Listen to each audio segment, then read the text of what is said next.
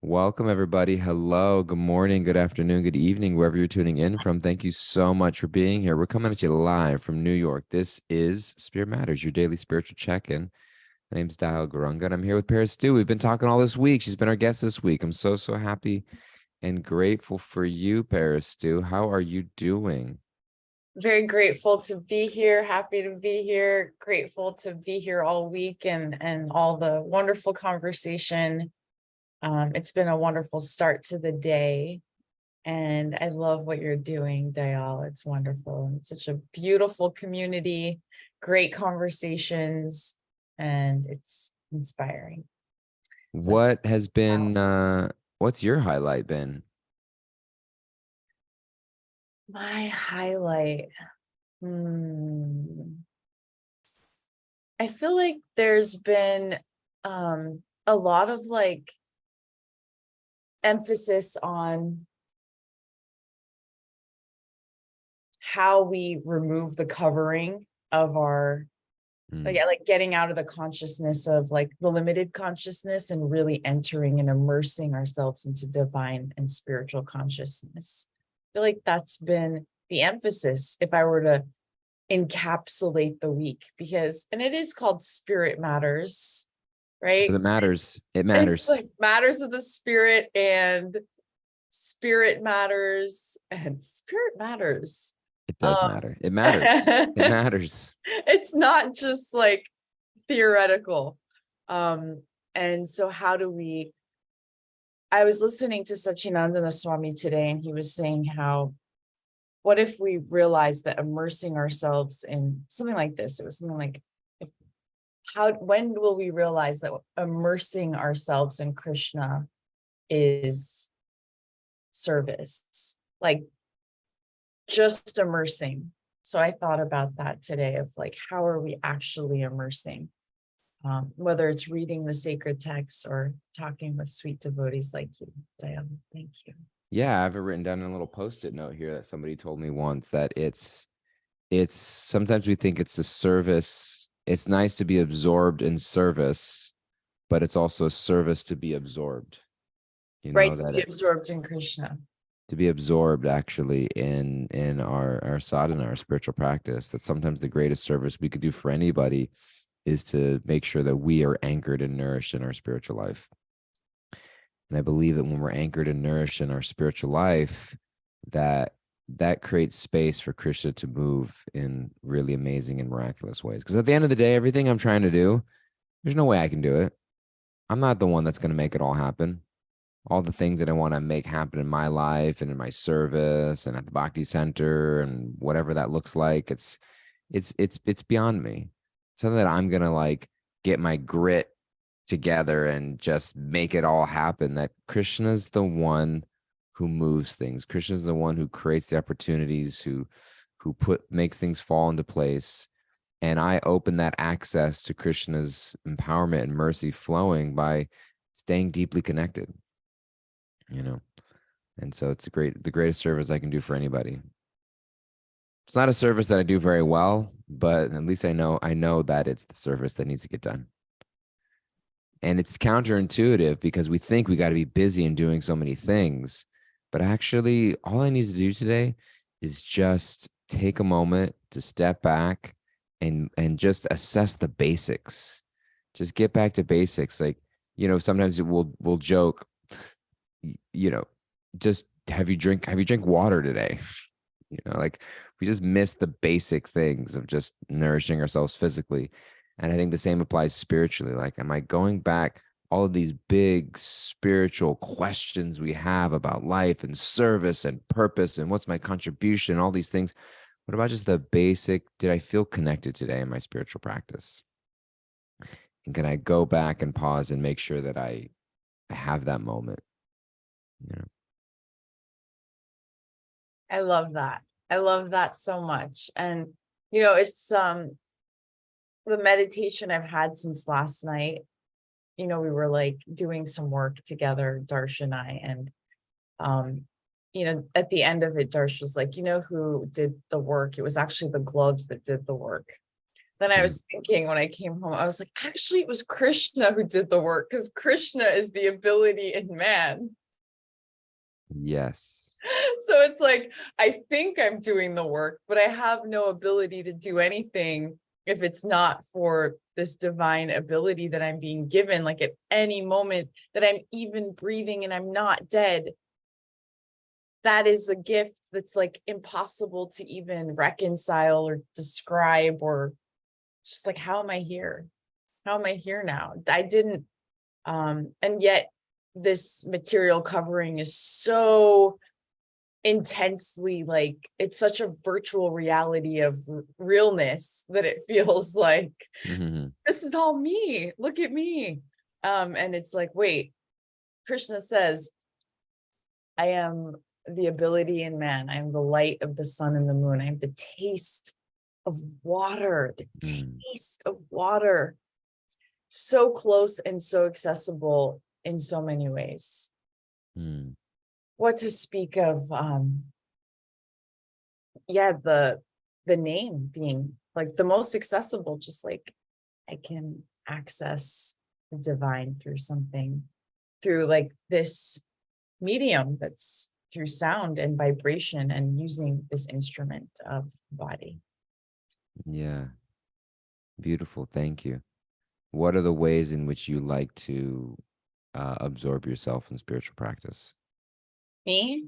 You. You're the only one here. What are the ways I like to absorb myself in spiritual practice? Um, I really like when I wake up early and start my sadhana. Like that is a very nice, like I feel good when that happens.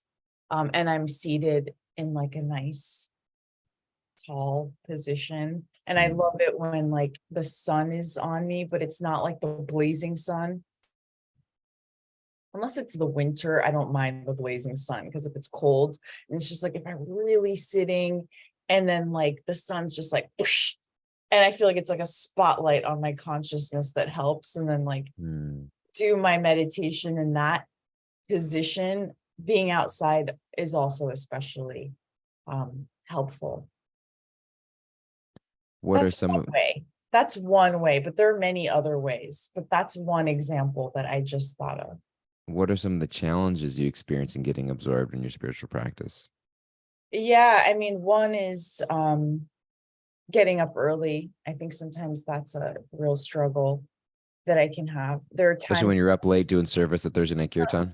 no, like sometimes I go through phases in life. It's not about how many hours I've slept, but there are phases that I go through where it's just like I'm up at 5 and I can't explain it. It's just like there's a call to awaken. You know what I'm saying? It's just like whoosh. And then there's other times where it's just like, no, I need to sleep. Mm. And then the rest of the day, I'm kind of like, yeah, trying to deal with that. And I find when I mean, even if I do my meditation before I go to work or whatever it is, it's like a better day because I feel more clear-headed throughout the day. I feel, but it's not so simple either, and there's no perfect rule about it. There are days where I feel like, okay, I can just meditate throughout the day. Krishna's with me, or I've got my divine relationship. Let's do it later. And I also struggle at times where it's just like I'm not even here and I'm just like thinking of it as a chore. So I struggle and I have different types of experiences. Yeah. Well, I think also that we have to give ourselves space for the ebbs and flows of our inspiration, and that there are going to be days, not just days, but times in our life where things click a little bit more easily. And there's going to be days and times in our life where things just feel like a little bit more of a struggle. And a hallmark, I think, of sustainable spiritual life is when we hit those valleys, that we don't lose faith and think, I'm doing something wrong. This doesn't work.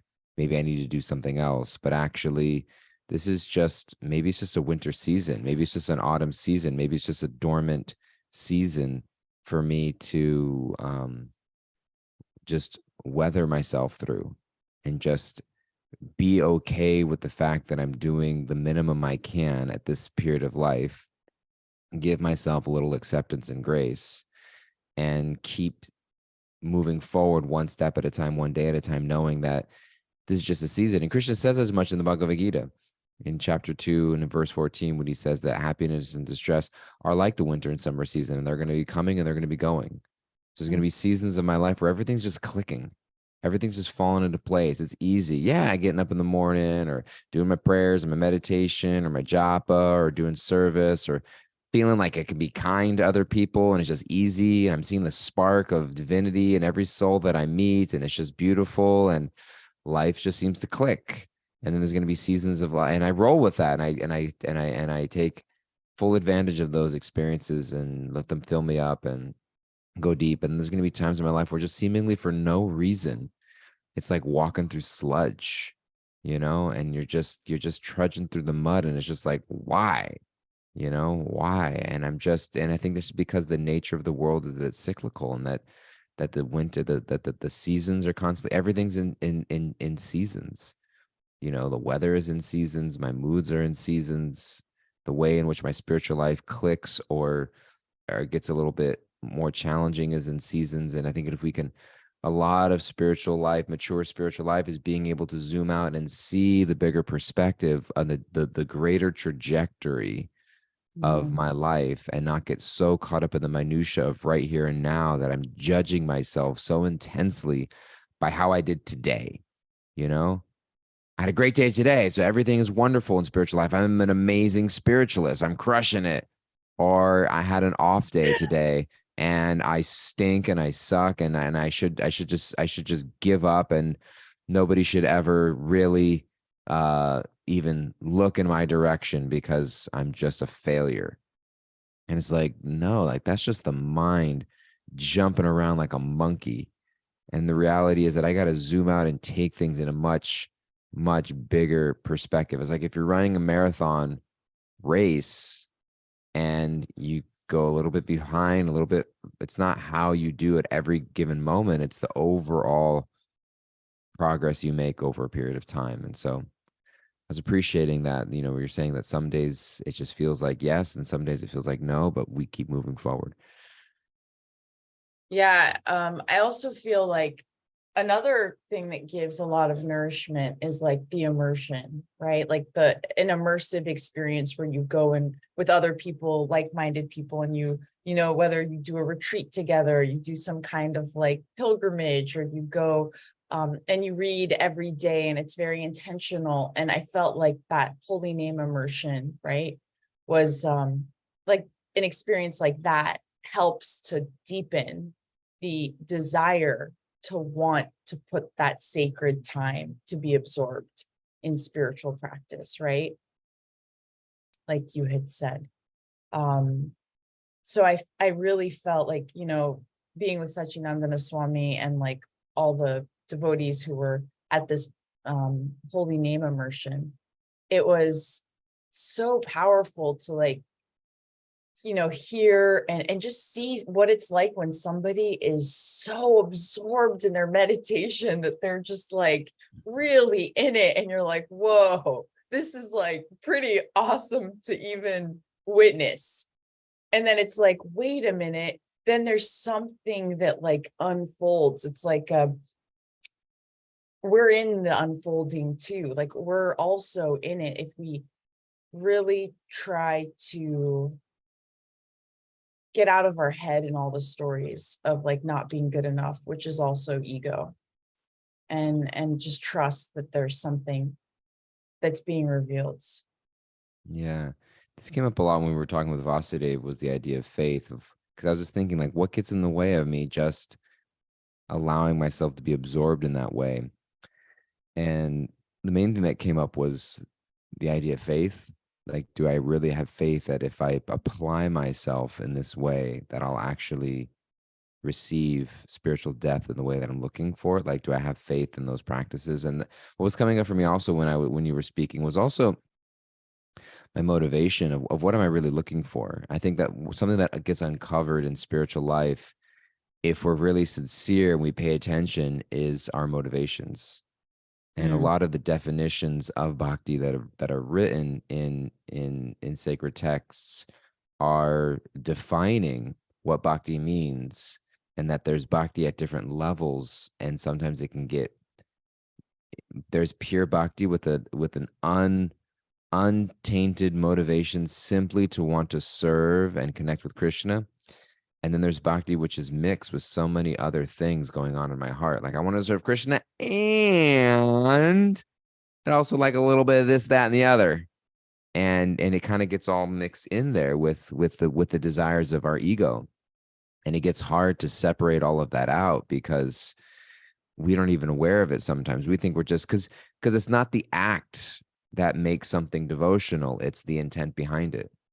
And so there's 2, 3, 4, 5 people that can be doing the same exact thing, but on very different levels of devotion, depending upon what they're trying to get from it, you know, recognition, or even just a sense of accomplishment, a sense of purpose, a sense of something in return. Some, oh my Lord, won't you buy me a Mercedes Benz? My friends all drive Porsches. I must make amends. This idea of God being a lucky rabbit foot, and God answers prayers, and to heal the sick, and to get me the job, and to fix this relationship, and all of these things that we pray for. And it's like, yes, God, I want to love you, and I want to serve you, and I want to be connected.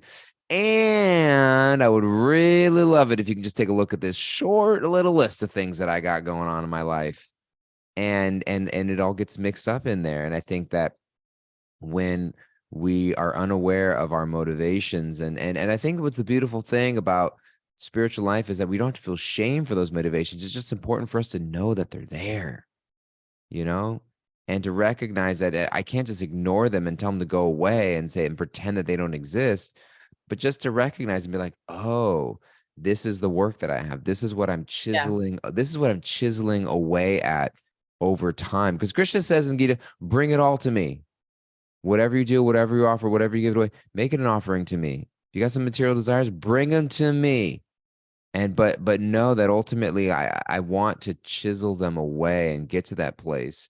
But I think that when we have these varieties of desires in the heart, we think, oh, well, is this going to give it to me? And I think that sometimes we're also looking for, whether it's excitement, or we're looking for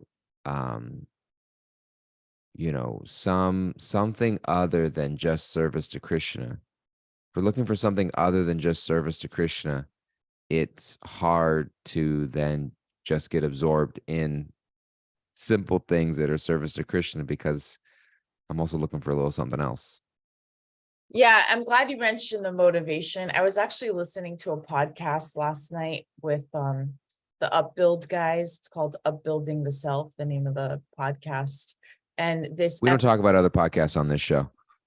I'm joking. the episode was called The 4 Levels of Motivation. The 4 levels of motivation. I don't even know how to tell you, but it's like, this is exactly what you're talking about. And it's also, Wow. it's like, and in the Gita, it's explained like, you do things out of fear, or out of duty, or like the highest level out of love, right? But like they really broke it down also in terms of relationships and just in society, like looking at what was my motivation when I entered this relationship. Was it really pure? Was it really love? Or was it more selfish than love? And do I need to like revisit like what my motivation was, or now like recreate a new relationship with a new motivation, maybe even with the same person? But then it's like being honest about where I have failed in my relationship. So I think it begins obviously with our relationship with the divine, because that's like the root of all of our relationships, but it also appears in our other relationships. So is it transactional, or is it truly based on this sense of love? And is it duty? And it's okay if it's, at these different levels, but just kind of like being honest about it is such an important part of this process. And I think if there wasn't some love at some point, there wouldn't be this desire to really, like maybe the duty came, but there was like a love that emerged that was like your first trigger, like, hey, something's different here, or I feel it, um, or I Yeah. see a difference in how I'm looking at the world. Yeah. And thank you so much for that. I want to go back and listen. I saw I got an email also announcement about that podcast, and it's interesting because I went and visited Rasanath a few weeks ago out on Long Island, and we were talking about the same thing. We're talking about motivation, and he Mhm, was having a really beautiful conversation and sharing realization. He's somebody that has been serving in spiritual life for a very long time, and we get to what a gift that we get is that Krishna gives us an insight into the various levels of our motivation. And I think that we can approach that in one of two ways. One is in a shameful way of just like, God, I don't have pure love and I've got all these other things in my heart and I'm so behind and blah, blah, blah, blah, blah, and get down on ourselves. Or we can turn it into the fan the spark mentality where, wow, how beautiful it is that there's a little bit of motivation to serve Krishna. mm, Maybe it's crowded out by a lot of other things, but let me fan that spark. What does it look like for me to fan that spark today and appreciate and see that spark in other people? Because we find what we're looking for. If we're looking for the faults and the ways to criticize other people, sure, we'll see it. But if we're also looking for that little spark of someone else's sincerity and devotion, the goal isn't to just necessarily to remove and kick out all of those unwanted things. The goal is to grow the wanted thing of the spark of devotion in the heart, and that'll naturally crowd out everything else that doesn't need to be there. And so um getting absorbed in our spiritual practice is that fanning the spark and nourishing the positive motivations that we have. So thank you for bringing that up and referencing that. I love it. Yeah. Thank you so much. We're gonna invite Kimberly in here now because we're just about at time for today, and she's gonna have some takeaways for us. So if you'd like to take notes and get out your notebook, lean in, turn up the volume, and see what she's got to share with us. All right, taking away to that immersing ourselves is service. Krishna is the one who moves things and is so easily accessible. To get back to the basics, weather the seasons of ebbs and flows, and to fan the spark and nourish the positive motivations. Thank you. Beautiful. Thank you. Thank you. Thank you. And what are you walking away with today, Parastu, today from this week? Final closing word reflection. Yeah, I really am super grateful for this theme around being nourished and absorbed in our spiritual practice, and also having this desire to honestly look at our motivations and to acknowledge with our true heart, and also to have the courage to keep moving forward and to fan the spark in our heart. So fan the Yeah. spark of devotion and love, and to see that not just, well, who are we, but all part and parcel of the Supreme, to see it in every living being. Yeah. Thank you. Thank you. I'm taking away the same thing. I'm appreciating you in many, many ways. And thank you so much for showing up and being honest and sharing your light and your wisdom and your personality and your experience and your devotion with us.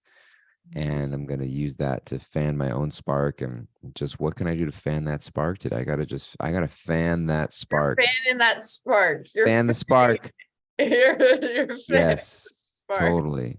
in I everyone here. every today, just a little bit of fanning that spark. If you fan that spark, that's a beautiful day, a successful day. You're doing great. And you're doing great out there, everybody. We are, if you're listening out there, public service announcement. His Holiness Radhanath Swami is coming to New York soon, sometime the end of next week.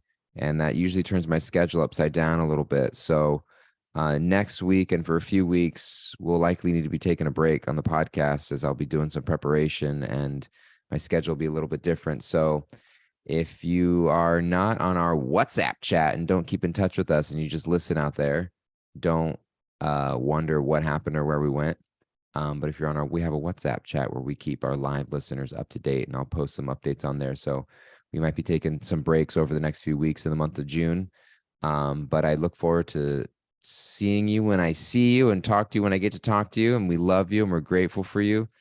And we will appreciate all of the times we have the opportunity to fan that little spark. That's what we do here. Grateful for you. Please take care, everybody. Be well. Bye-bye.